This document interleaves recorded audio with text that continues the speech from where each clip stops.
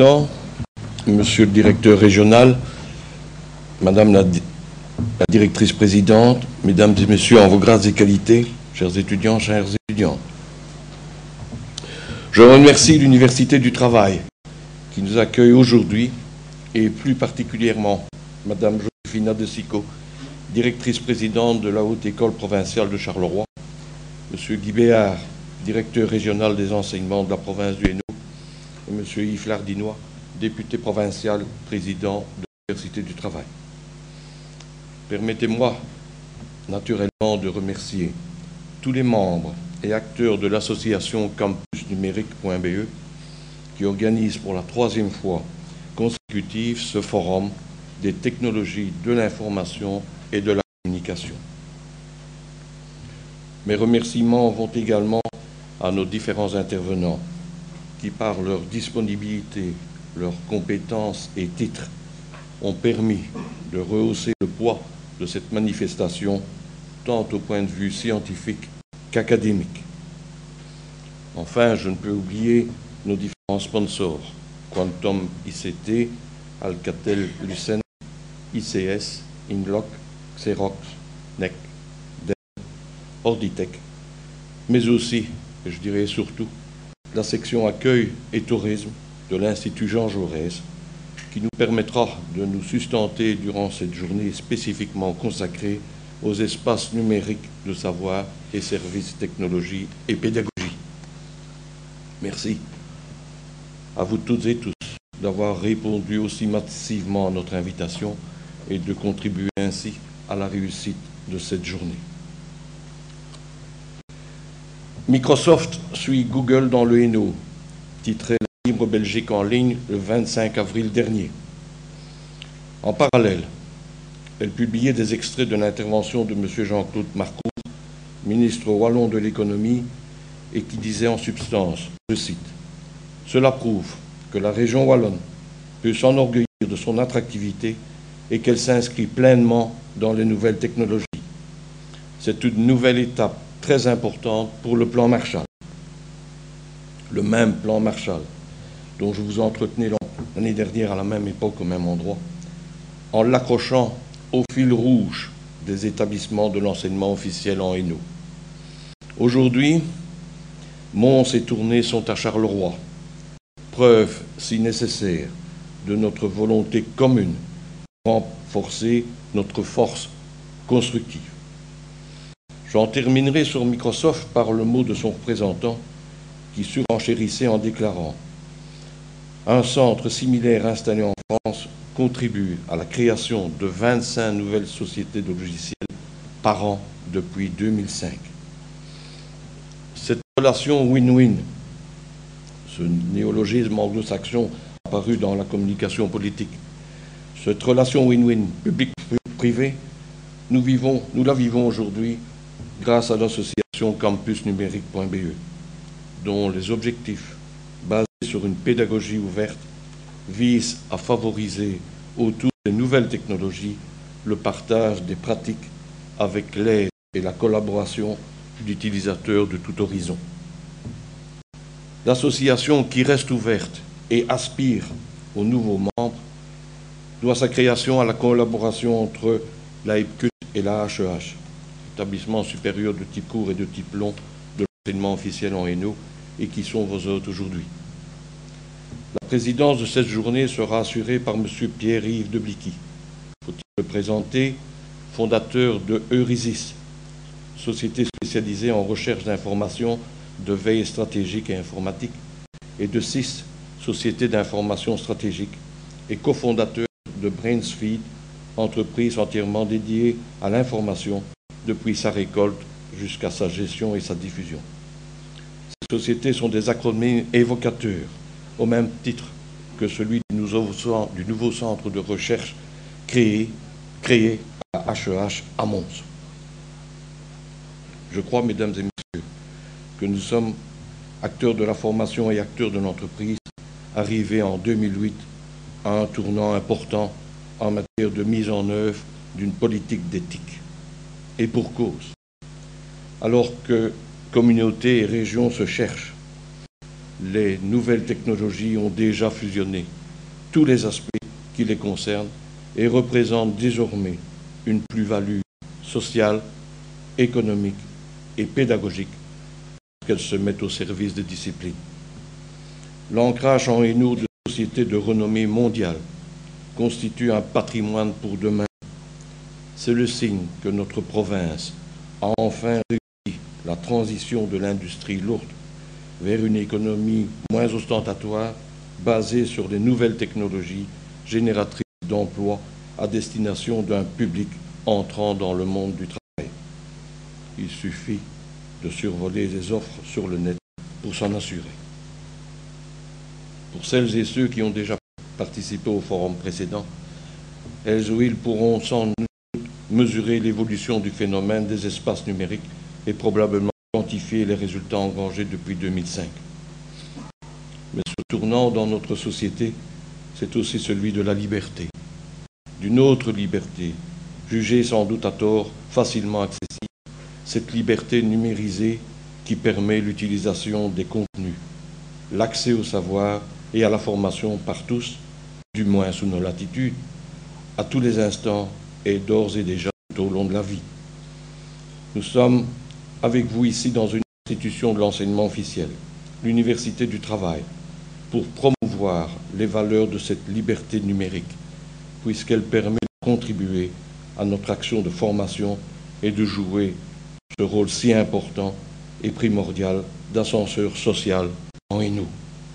Cette liberté, pratiquement gratuite dans son expression technique, a toutefois des règles et des exigences que nous, initiés ou passeurs de pouvoir, connaissons déjà. Mais ne faut-il pas mieux en informer nos jeunes qui, par le biais d'une démarche expérimentative et inductive, abordent l'éthique avec succès, alors que paradoxalement, ils s'éloignent de plus en plus des sciences et des techniques classiques, au même titre que la Wallonie s'est éloignée de son industrie lourde. La science est aujourd'hui au cœur des innovations les plus pointues et des questions sociales les plus brûlantes, concluait la récente étude de Marc Romainville à ce sujet.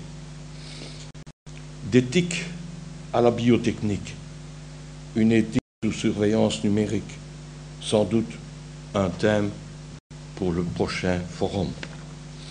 Je vous remercie de votre aimable attention. Je vous souhaite une excellente journée parmi nous et je cède la parole à M. Deblicky. Merci. L'information, parce qu'elle est immatérielle, a toujours existé. Le document, par contre, est beaucoup plus récent, enfin récent si je peux dire, puisque quelque part, en simplifiant, on peut considérer qu'il a été créé dans la préhistoire à l'occasion des premières peintures rupestres. Petit à petit, l'évolution de ce type de document s'est faite en inscrivant des informations sur les murs des bâtiments et sur des pierres. La caractéristique de l'information et de la documentation à ce moment-là, c'est qu'il fallait, le lecteur devait se déplacer jusqu'à l'endroit où on avait écrit l'information sur son support. À l'époque de Gutenberg, on commence à envisager un changement, puisqu'à ce moment-là, on commence à pouvoir reproduire sur des supports beaucoup plus légers, le papier, quantité d'informations, ce qui a vraiment donné l'essor au livre, que nous connaissons encore toujours aujourd'hui. Caractéristique du livre, c'est qu'il se déplace, mais il ne se déplace pas encore jusqu'à l'utilisateur lui-même. Les livres sont stockés dans des endroits, dans des bibliothèques, et l'utilisateur, le lecteur, doit se déplacer jusqu'à la bibliothèque pour profiter du contenu. Aujourd'hui, et on constate que l'intervalle de temps s'est considérablement réduit, nous sommes dans un monde où tout s'accélère de plus en plus. Aujourd'hui, l'idée principale, ou en tout cas la technologie principale, mène à la dématérialisation, qui fait que les contenus peuvent arriver chez l'utilisateur sans que celui-ci se déplace à travers Internet, à travers les outils informatiques. Ceci nous amène à un bouleversement total et complet de la manière dont nous devons agir vis-à-vis de cette information, vis-à-vis des documents. C'est un petit peu, c'est le thème de la journée, d'essayer de voir comment notre société doit pouvoir prendre en compte cette grande mutation en termes de mise à disposition de l'information. nous sommes finalement dans un monde totalement différent. Et la vitesse est aussi totalement différente. Ce que des générations ont pris plusieurs années, plusieurs générations pour les créer, aujourd'hui, ce sont nos parents, simplement nos parents, qui ont construit le monde dans lequel nous sommes. La situation que nous vivons est assez complexe, puisque pour la première fois, et c'est une constatation que j'ai faite très récemment, dans le monde de l'entreprise, on peut voir que ce n'est plus l'entreprise et l'ouvrier de l'entreprise qui est le mieux équipé, le mieux outillé. Aujourd'hui, avec les technologies de l'information, l'individu, chez lui, l'amateur, est souvent beaucoup mieux utilisé, beaucoup mieux équipé que le professionnel. Ceci doit forcément nous amener à réfléchir sur la manière dont on utilise chez nous et dans nos entreprises la technologie. La dématérialisation touche tout. Le support, bien entendu, le papier tend à disparaître. Les sources, on ne va plus aux bibliothèques. Le transport, on ne doit plus utiliser la poste, on utilise les ordinateurs. Mais également, pensons-y, nos amis qu'on ne rencontre plus au café du coin, mais qu'on rencontre sur Facebook. Ça doit également nous amener à réfléchir sur le concept de partage de l'information qui ne passe plus, comme jadis, par le déplacement vers des silos de connaissances. Et finalement, les outils aussi évoluent, notamment ceux qui nous permettent de créer le contenu. Jadis, le contenu était très difficile à construire. Rédiger un livre était quelque chose d'assez difficile, le publier encore plus. Produire des contenus animés de genre, son, vidéo, était réservé à quelques spécialistes. Aujourd'hui, c'est à la portée de n'importe qui, et ce n'importe qui peut le mettre à disposition de tout le monde via les technologies dématérialisées. En fait, l'objectif de la journée est de vous parler de l'utilisation de l'information, de son partage et de sa production, et c'est globalement le sujet des différentes interventions que nous aurons aujourd'hui. La première intervention est celle de M. Van Beens qui va nous parler de production, d'utilisation des outils, des moyens mis en œuvre pour utiliser ces informations, ces documents, et il nous racontera son observation et l'évolution. J'ai le grand plaisir d'introduire M. Van Beens qui, petite histoire, a été mon professeur il y a 15 ans d'ici, alors que j'étudiais à l'ULB en télématique et organisation, et j'apprécie les clins d'œil de l'histoire qui aujourd'hui me permettent de présenter M. Van Beens et pouvoir discuter quelque part d'égal à égal avec lui.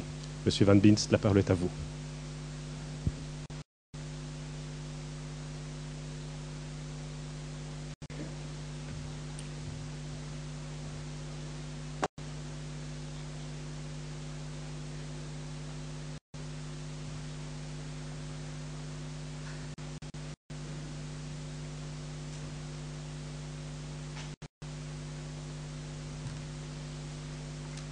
Merci beaucoup. Bonjour à tous. D'égal à égal, on parlera plus tard. Un plaisir de me retrouver ici à Charleroi, une ville que je fréquente souvent pour Charleroi Danse, musée de la photographie, la brasserie d'Éden, le boulevard Thiroux, plein d'endroits sympathiques et l'unité du travail, oui, un autre haut lieu de cette maison, de cette ville. Merci de l'invitation. Je voudrais sous ce titre ravageur, vous parler très brièvement, parce que réellement un titre pareil pourrait être celui d'une encyclopédie ou peut-être d'un cours de 120 heures. Donc rassurez-vous, je serai beaucoup plus bref que ça, mais ce qui m'a été proposé et que j'ai accepté avec plaisir, c'est d'essayer de faire une espèce de vision globale de la situation dans laquelle nous nous trouvons aujourd'hui, que les TIC, technologies de l'information et de la communication, apportent à notre société, de quelle manière nous interpelle-t-elle. Alors j'ai mis plus d'informations qu'il n'en faut pour une présentation formelle, mais comme on est dans une école, j'espère aussi que les transparentes, comme on disait dans le temps, les slides, comme on dit aujourd'hui, pourraient être mis à disposition de qui le désire, étudiants, professeurs. Donc, le matériel, bien sûr, est vôtre, il est dans ce PC. Je ne sais pas qui est le PC, mais en tout cas, ma présentation maintenant appartient à ce PC, donc n'importe qui peut en faire usage. Hier, aujourd'hui, que vivons-nous en fait? Nous vivons une espèce de rencontre, collision, fusion entre deux mondes qui, il y a une dizaine ou deux d'années étaient des mondes très très différents, à savoir l'informatique et les télécoms. Donc sans rentrer dans aucun détail, vous savez comme moi que l'informatique est une industrie jeune, qui disons à peu près un demi-siècle d'existence en pratique, un petit peu plus que ça réellement, mais pour le grand public, pour les grands produits, pour les grandes firmes, genre IBM, c'est quelques dizaines d'années, pour HP, idem, pour Microsoft, ce n'est même pas autant, Apple non plus. Donc si je dis un demi-siècle, c'est à peu près raisonnable, c'est lourdement anglo-saxon, c'est lourdement non régulé, c'est très très dynamique, c'est ce qu'on appelle souvent le Far West, le cow-boy, le premier qui tire à gagner. C'est un monde vraiment très très vibrant que vous connaissez aujourd'hui au quotidien. Les télécoms, il faut faire un effort peut-être déjà violent aujourd'hui pour se souvenir qu'il y a à peine 10 ans, 1998 très précisément, est la date clé de la libéralisation des télécommunications en Europe. Avant cela, les télécoms s'appelaient les PTT, Belgacom s'appelait la RTT, et on n'avait jamais, mais au grand jamais, vu une affiche dans une rue vantant un téléphone ou un service téléphonique. C'est une révolution beaucoup, beaucoup plus énorme encore que nous avons vécue en très peu de temps dans le monde des télécoms que celle que nous avons connue en un demi-siècle en informatique. Surtout si l'on pense que les télécoms plongent leurs racines en plein 19e siècle, Siemens, Marconi, que sais-je, le télégraphe, c'est vraiment la fin du 19e siècle qui a vu l'émergence des télécommunications. Et donc cette fusion de l'informatique et des télécoms, qu'on appellerait, disons, télématique aujourd'hui, est effectivement le monde dans lequel nous vivons aujourd'hui. Et c'est un monde en fusion. Il n'a pas arrêté de se modifier. C'est un phénomène qui perdure actuellement. Je prends souvent l'exemple, si vous aimez bien celui-là, qu'on voit parfois dans des animations aux scientifiques, comme deux galaxies, par exemple, qui se rencontrent. Elles tournent chacune comme ça, et puis elles se rencontrent, et je ne sais pas combien de centaines de millions d'années plus tard, elles n'en forment plus qu'une, et ça tourne encore toujours. Et un modèle informatique peut vous montrer par des petites couleurs qu'est-ce qui venait de la première galaxie, qu'est-ce qui venait de la deuxième, et puis tout ça s'est mélangé. Eh bien, je crois que c'est ce genre d'image-là qu'on doit avoir en tête aujourd'hui si on parle de la télématique. On y retrouve des racines informatiques, des racines télécoms, des choses dynamiques, des choses vieillottes, des choses régulées, des choses créatives, qui sont réellement ces deux mondes qui sont encore toujours en plein état de fusion, de collusion. Bien sûr, tout ça a généré de nouveaux outils, applications, services et surtout de nouveaux comportements. Je crois que c'est ça aujourd'hui qui interpelle le plus. Je ris souvent dans ma barbe, c'est l'avantage d'avoir une barbe, je ris dans ma barbe quand j'entends parler de vie privée, protection de la vie privée, alors que, n'est-ce pas, vous comme moi, comme la majorité des gens, hurlent leur vie privée dans le métro, dans le bus, dans le restaurant, et au fil parfois de la moindre politesse ou même savoir-vivre. J'ose à peine toujours citer, mais je ne m'en empêche jamais, la fois où dans une cafétéria à Bruxelles, mangeant mon croissant, la dame à côté de moi parlait de ses hémorroïdes dans son mobile téléphone. Alors, vie privée, n'est-ce pas? Bon. Alors, 3 mots-clés, et il faudrait que je raconte souvent des plaisanteries dans mes conférences, mais je ne mens jamais. Ça, c'est une grande merveille de ma vie. Je n'ai jamais eu besoin de mentir. C'est un plaisir formidable. 3 mots-clés. Réseau, avec un grand X, il y a beaucoup de réseaux. Beaucoup, beaucoup, beaucoup. Nous sommes envahis je parle souvent anglais, surrounded. Nous sommes entourés de réseaux de tous les côtés. Et c'est un élément fondamental, c'est cette qualité, cette disponibilité extraordinaire de communication que nous avons aujourd'hui et cette mobilité associée au réseau. Bien faire la différence sur ces 2 points. Aujourd'hui, encore une fois, ils sont tellement fusionnés que j'ai tendance à oublier que ce sont 2 choses différentes. Il y a encore beaucoup de gens innocents sur Terre, il ne faut pas leur en vouloir, qui croient que quand on a un téléphone mobile, on vit dans un monde mobile et qui ne se rendent pas compte en fait qu'ils sont mobiles entre le téléphone et l'antenne la plus proche, qu'elle soit GSM, Wi-Fi, n'importe quoi. Et que cette antenne est connectée bien sûr à un réseau fixe. Et que donc cette collusion, cette fusion du monde mobile et du monde fixe est quelque chose de tout à fait fondamental. Ce qui notamment assoit la puissance de tous ceux qui possèdent un réseau fixe. Dans notre pays, Belgacom, dans tous les pays, l'opérateur historique. Un chiffre qui est un peu amusant, comme ça, anecdotique, c'est qu'on estime qu'il y a sur Terre plusieurs milliards de kilomètres de câbles, de fils. Et à tout hasard, je vous rappelle que la circonférence de la Terre est de 40 000 kilomètres, n'est-ce pas? Et il y a sur Terre plusieurs milliards, on estime entre 5 et 10 milliards de kilomètres de câbles. Quand je dis sur Terre, ils sont un peu sous Terre, mais c'est un réseau d'une densité extraordinaire, et c'est la densité de ce réseau fixe qui permet le réseau mobile. Vous voyez? Donc il faut bien voir la dualité de ces choses-là. Le troisième mot-clé, c'est multimédia. Encore une fois, un mot qu'on emploie beaucoup, mais qu'il faut bien comprendre. Il n'a de sens que quand on parle d'information numérique.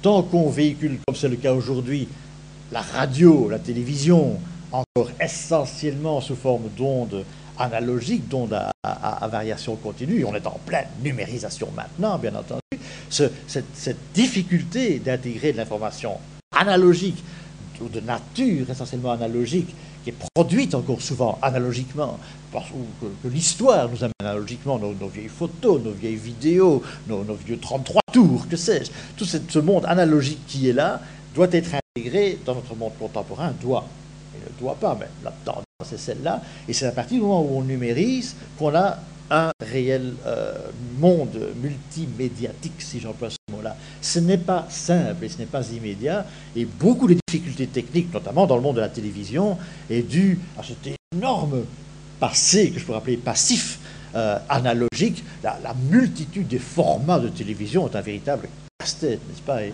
je pourrais dire chinois aujourd'hui, parce que c'est eux qui le résoudront sans doute, mais ces casse-têtes sont aujourd'hui bien réels, ne simplifient pas du tout la progression de notre société de l'information. Je mets quelques transparents en anglais pour tester votre capacité à comprendre la langue de Shakespeare, encore que le pauvre n'aurait jamais écrit ces mots-là. Et la vraie raison, c'est que je donne mes conférences en français, en irlandais et en anglais, et en faisant les transparents en anglais, ça me permet de les faire qu'une seule fois, n'est-ce pas? Alors, tous ces mots-là sont très simples, et de toute façon, vous les connaissez tous en anglais comme moi.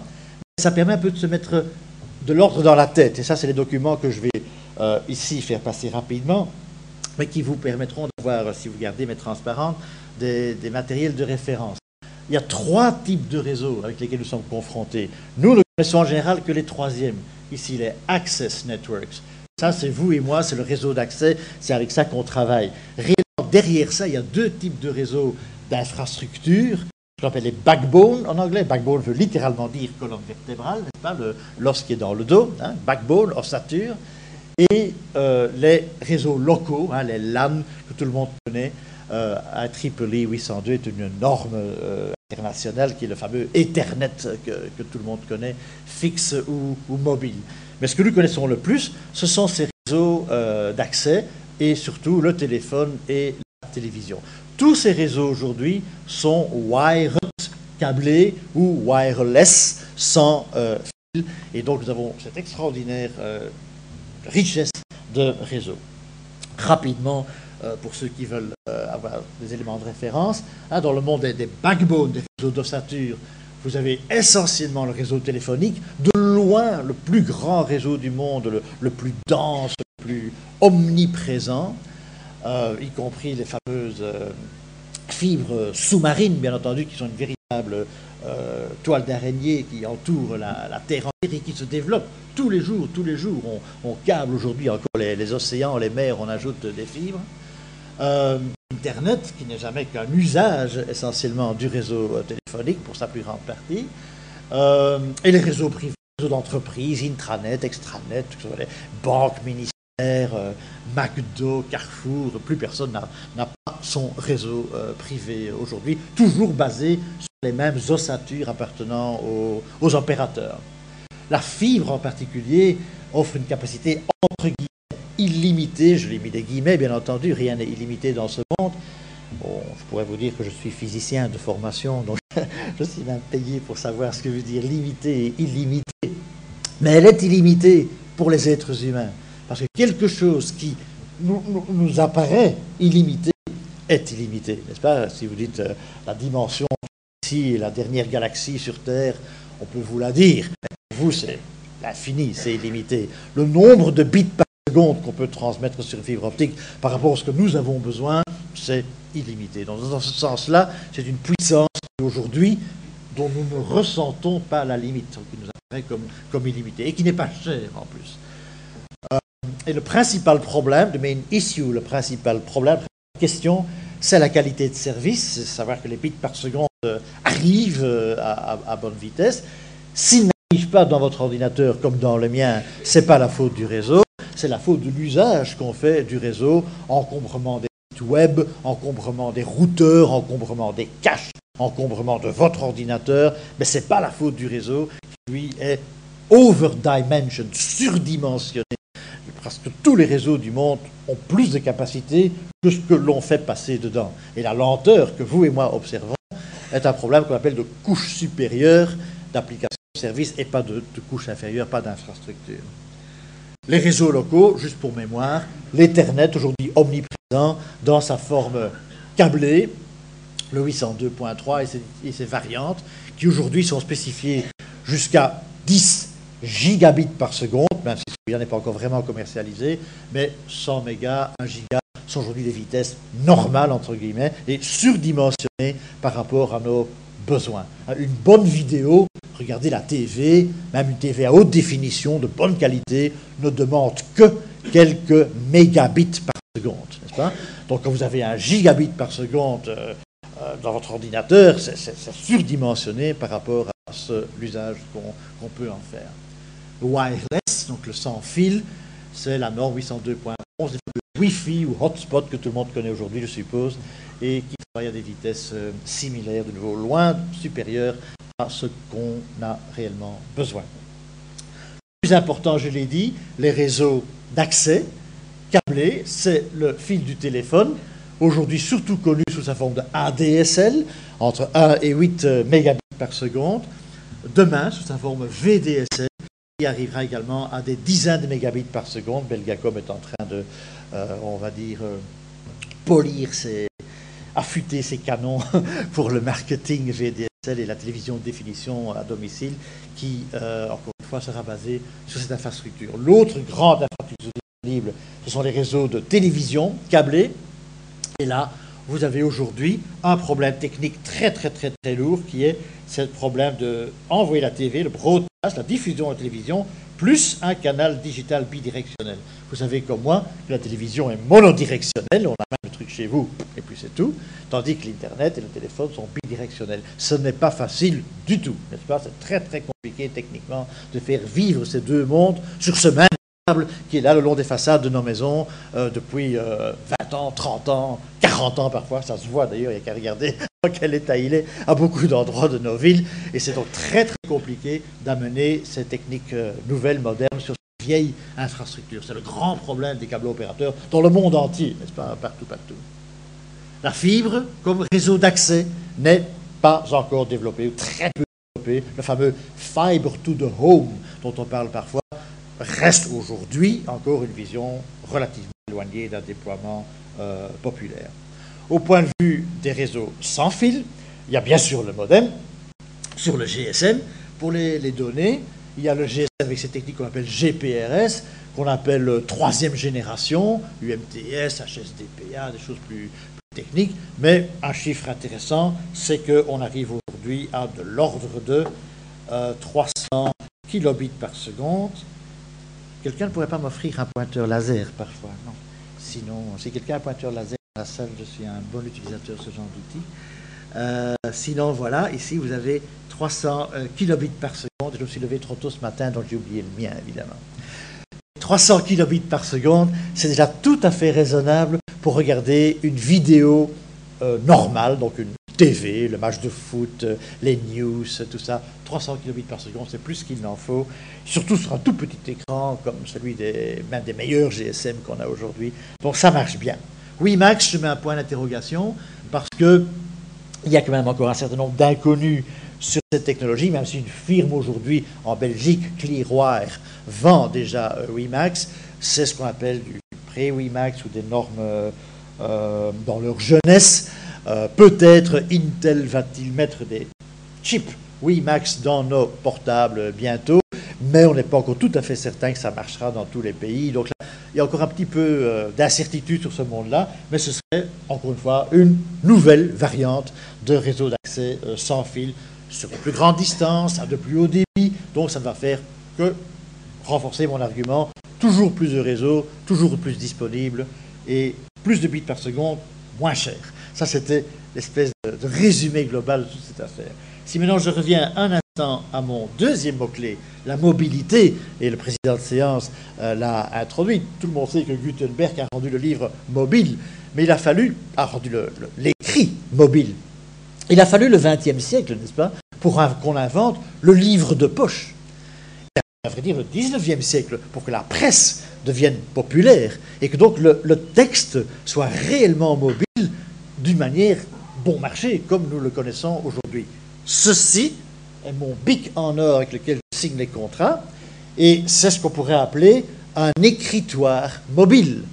Ça date de la deuxième moitié du XXe siècle, le stylo à billes. Avant ça, on avait inventé le porte-plume réservoir, et avant ça, on avait inventé le crayon. Mais la plupart des gens n'en avaient pas, n'est-ce pas? Donc l'écriture mobile est très, très, très récente. Il fallait encore un encrier, n'est-ce pas? Donc, et moi, quand j'étais petit, je ne suis pas si vieux que ça, mais quand j'étais petit, j'avais un encrier à l'école dans mon banc. Donc l'écriture n'était pas mobile parce qu'il fallait bouger l'encre avec, n'est-ce pas? Ce qui était quand même assez délicat. Je ne sais pas qui est assez vieux dans la salle pour se souvenir des encriers. Mais donc, la mobilité est quelque chose de tout à fait récent, 19e siècle, 20e siècle, deuxième moitié du XXe siècle, bien sûr, la radio mobile. Tout le monde se souvient des postes de radio en chêne massif, en noyer poli, qui étaient sur quatre pattes dans le salon. On allait s'asseoir devant la radio pour l'entendre, tout comme aujourd'hui, l'immense majorité des gens s'asseyent devant leur télévision pour la regarder. Alors que nous avons maintenant, depuis 10 ou 20 ans, un téléphone mobile, il devient de plus en plus impressionnant, avec la vitesse de développement technologique que nous connaissons, de constater que la télévision n'est toujours pas mobile, n'est-ce pas? Et on a son laptop, son GSM, GPRS, GPS, Internet, iPod, iPac, tout ce qu'on veut dans toutes nos poches et toutes nos voitures. Mais pour la TV, on va s'asseoir devant. D'accord? Ça commence à paraître terriblement anachronique dans ce monde dont on dit qu'il est en pleine évolution, en plein bouillonnement. Donc il ne faut pas faire un grand dessin pour comprendre que dans un monde de marketing effréné comme nous le connaissons, vendre l'idée de la télévision mobile is the next big thing, n'est-ce pas? Parce que maintenant tout le monde a du mobile partout, sauf la TV, il n'y a plus qu'à leur dire « et maintenant la TV ». D'accord? Ah oui, bien sûr. D'accord? C'est un message qui sera beaucoup plus facile à faire passer maintenant qu'il y a 20 ans. Parce qu'on s'asseyait devant la radio, on s'asseyait devant le téléphone, on s'asseyait devant le PC, n'est-ce pas? Maintenant, il ne reste plus que la TV devant laquelle on va s'asseoir. Donc, il n'y a plus qu'à franchir ce pas-là, mais il n'est pas simple, hein, ni simple techniquement, ni simple organisationnellement. Ça m'amène à un petit peu enrichir notre contexte. Tout se passe aujourd'hui en mass marketing, n'est-ce pas? Hein, on vend des produits conçus en Amérique, en Europe et au Japon, fabriqués à Taïwan, en Corée, aux Philippines, et dont le principal marché est la Chine. Hein? Et puis chacun reçoit le bénéfice de sa partie. C'est ce qu'on appelait dans un vieux jeu « Je te tiens par la barbichette ». Hein, tout le monde connaît, c'est pour ça que je n'ai pas de barbe à cet endroit-ci, n'est-ce pas? Hein, je te tiens par la barbichette, tu me tiens, on ne se lâche pas, on se fait mal tous les deux. Hein, c'est exactement ça. Si vous ne connaissez pas encore le BRIC, B-R-I-C, hein, ça c'est le terme pour briller dans les salons, dans les cocktails, tout ça. Vous ne connaissez pas le brick? Ah oui, le brick, voyons. Tout le monde connaît le brick? Qui connaît le brick? Tada! Oui, oui, il y en a, vous brillez dans les salons, c'est très bien. Ceux qui veulent aussi briller dans les salons, sachez que BRIC, c'est Brésil, Russie, Inde, Chine, n'est-ce pas? BRIC, B-R-I-C, Brésil, Russie, Inde, Chine, ce qui fait au bas mot la moitié de l'humanité. Excusez du peu, d'accord? Ajoutez pour faire bonne mesure Indonésie et Pakistan, encore 1,5 milliard d'habitants, d'accord? Et musulmans en détail, ok? Et vous avez une vision de ce monde dans lequel nous vivons et où les technologies de l'information se développent. Donc la TV mobile, c'est pas chez nous, hein. Oui, bien sûr, il y en aura chez nous, mais c'est dans ce fameux reste du monde que c'est en train de se passer, et c'est des flux immenses. Alors, quelques chiffres comme ça c'est vraiment pour briller dans les salons avec ça, vous en jetez, vous écrasez l'opposant, comme ça. En 2005, il n'y a pas longtemps, le chiffre des mobiles a dépassé le chiffre des fixes. 1,3 milliard de téléphones fixes installés à peu près en un siècle.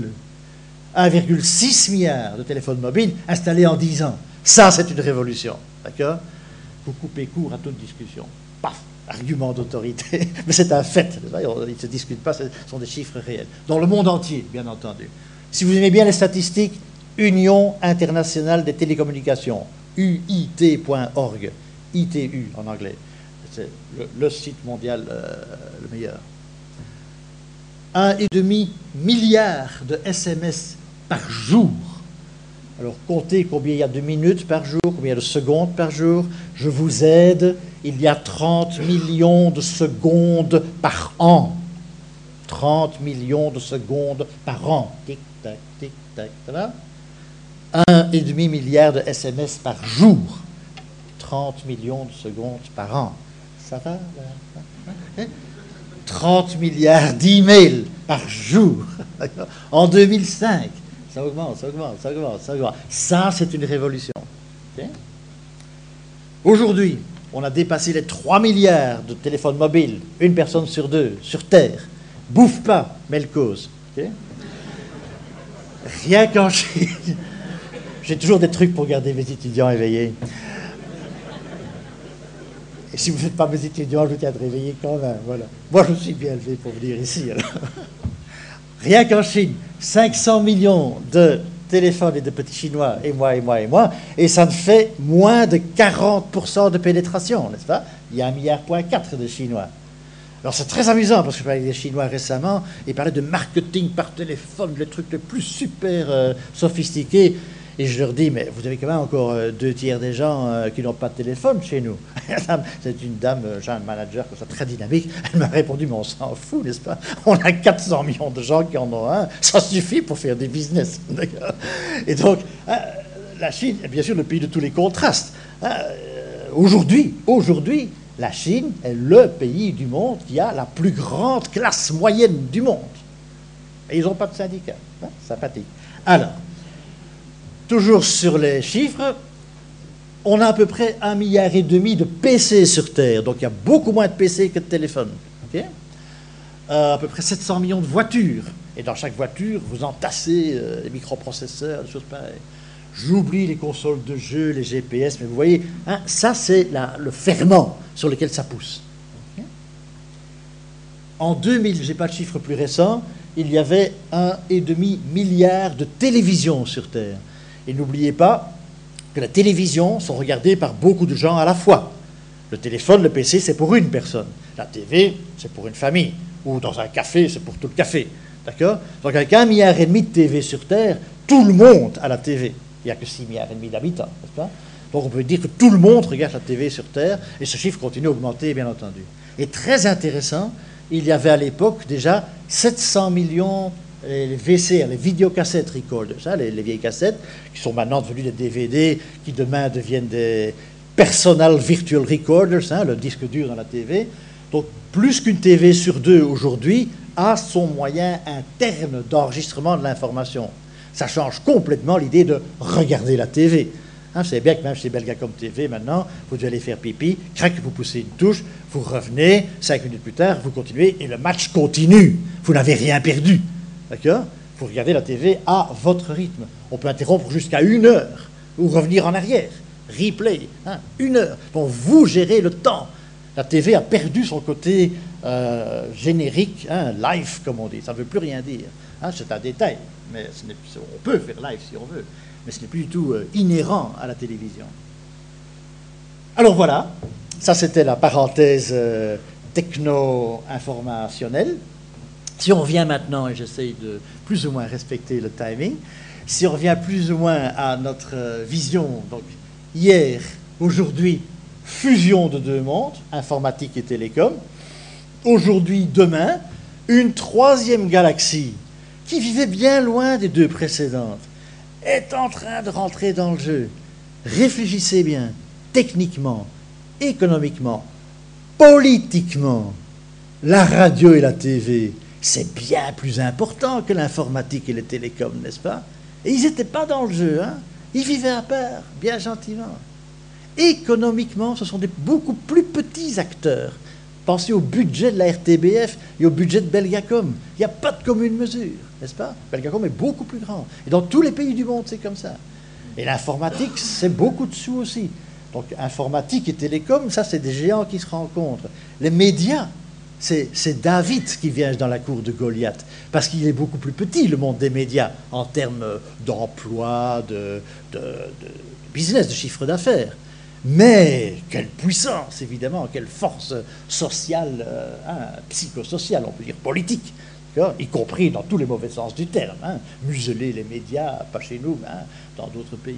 Donc, cette entrée des médias et de leurs fournisseurs de contenu, ceux qui mettent le contenu, pas la RTBF, mais le type qu'on interviewe, le match de football qu'on voit, les autres imbécilités qu'on voit à longueur de journée sur toutes les TV du monde. C'est ça la force de la TV. C'est pas le canal et le poste, c'est tout ce qui vient dedans. Pour ceux qui n'auraient pas compris tout de suite, je n'aime pas la TV. Donc, tout ça va arriver. Et ça va arriver dans ce chaudron bouillonnant de la rencontre informatique et télécom que nous sommes encore en train de vivre. Donc c'est comme si vous jetez du venin dans la préparation des Borgia, qui était déjà en train de... On rajoute une couche, et donc ça va devenir encore plus vénéneux, encore plus fumé, encore plus nauséabond, mais ça va se vendre très bien, d'accord? Au plus c'est bête, au plus ça se vend, ça c'est bien connu, tu notes ça, Coco, c'est le premier cours à soulever. Alors, on a des grands points d'interrogation derrière. La télévision va-t-elle devenir mobile? Aujourd'hui, tout le monde dit oui, mais rendez-vous dans 10 ans, n'est-ce pas, pour savoir s'il y aura 1 milliard ou 2 milliards de télévisions mobiles sur Terre. Je n'en sais rien, vous non plus, personne ne le sait. Beaucoup prient tous les jours à genoux devant le dieu yen, yuan, euro, que ça va arriver. Mais réellement, on n'en sait rien. Donc, est-ce qu'elle va devenir mobile? Les prémices sont là, les technologies sont là, ce qu'on appelle le DVB-T, la norme européenne, Digital Video Broadcast Terrestrial, ce qui s'appelle maintenant en France la télévision numérique terrestre, en anglais, la même chose, Digital Terrestrial Television. Okay? Ça permet d'avoir un petit appareil comme ça en main, se trouver n'importe où il y a une antenne et de regarder la TV. Ce n'est pas le GSM, ce n'est pas la même chose que le 3G qu'on a vu tout à l'heure, où là la télévision arrive par le téléphone ou par l'Internet dans votre téléphone. Ici, c'est une autre antenne. Vraisemblablement, les émetteurs TV et les émetteurs GSM vont partager les mâts des antennes. On n'a jamais mis tellement de mâts avec les antennes, on ne va pas en remettre encore des autres pour la TV, d'accord? Donc on va partager les mâts pour mettre les antennes DVB sur les mêmes mâts que les antennes GSM. Mais vous aurez deux appareils différents, ou bien, évidemment, si vous vous appelez Nokia, non, vous n'aurez qu'un seul appareil, le mien, d'accord?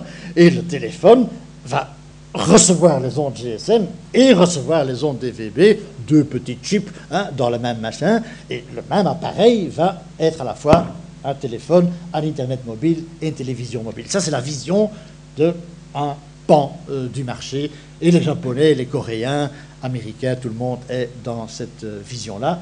Le marché, comme on dit, vous, moi, les autres, décideront si c'est ça qu'on veut. Dans ce cas-là, ça s'appelle DVB-H, la norme Digital Video Broadcast Handheld. Handheld qu'on tient en main, d'accord? C'est une variante de DVB, donc avec moins de puissance et moins de définition, des choses pareilles. Est-ce qu'en plus ça va devenir interactif? Ça, c'est le point peut-être le plus important de la journée. Si vous parlez de société de l'information et tous les problèmes qu'on vit aujourd'hui, si en plus de ça, on va nous rendre la télévision interactive, certains diront autant se suicider tout de suite, quoi, parce que s'il y a une chose qui n'est pas interactive aujourd'hui, c'est la messe, ou la mosquée, ou tout ce qui est religieux. Mais à la limite, si vous allez à la messe, votre voix n'est pas coupée. Vous pourriez dire « je ne suis pas d'accord ». Vous pourriez, et on l'entendrait. Vous ne le dites pas pour des raisons sociales. Mais si vous êtes devant la TV, vous regardez la TV, vous pouvez crier aussi fort que vous voulez « je ne suis pas d'accord ». Personne ne l'entend. sauf votre femme. Hein, d'accord? Elle s'en fout. Un détail, je ne suis pas marié, célibataire endurci depuis toujours. Voilà. Donc, j'ai pas d'enfant non plus.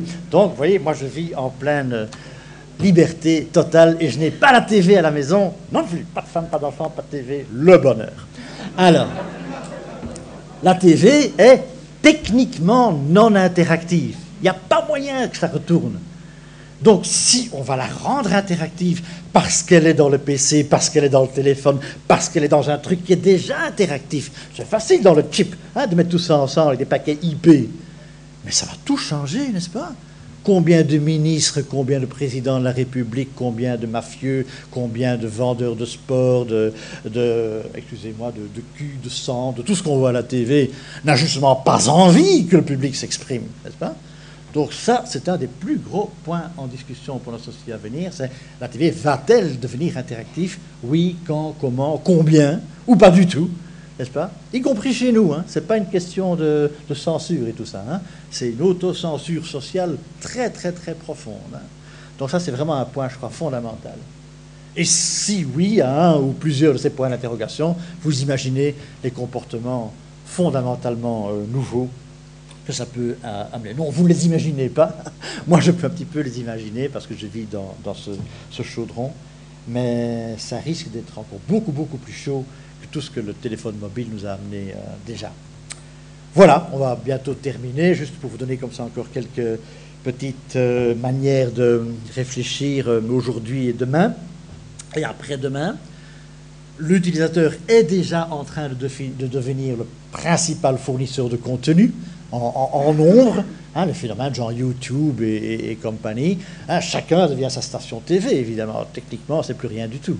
Et donc, vous avez RTB, RTL, VTM et tout ce que vous voulez, mais à côté, vous avez X, Y, Z, Paul Van Bees, hein, qui peuvent chacun faire leur web, leur blog, leur station de télévision privée, et certains auront du succès, évidemment.